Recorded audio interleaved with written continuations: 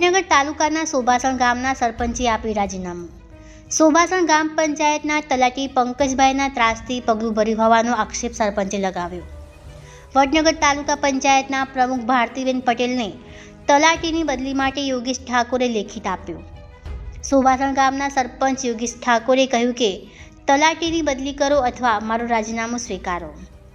વડનગર તાલુકા પંચાયતના પ્રમુખે કહ્યું કે સરપંચ સારા છે પરંતુ તલાટી બરાબર નથી, જેથી ગામના લોકો રાજીનામું માંગે છે।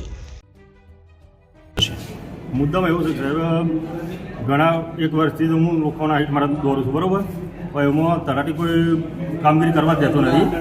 જ્યારે ત્યારે અડચણો થાય છે, ખોટી રીતે મકાન કેન્સલ કરાવે છે અને આ બધું ખોટું રીતે ચલાવે છે, તો એના માટે હું રાજીનામું મારવા આવ્યો। શું માંગ છે તમારી તલાટી? કાં તો તલાટીને બદલી કરો, કાં તો મારું રાજીનામું સ્વીકારો। સોબાસણ ગામની પ્રજા અત્યારે હાલ મારી જોડે બેઠેલી છે। સોબાસણ ગામની પ્રજાનું કેવું એવું છે કે સરપંચ તો અમારા ઘણા સારા છે, પણ તલાટી એના મન ફાવે એમ કરે છે।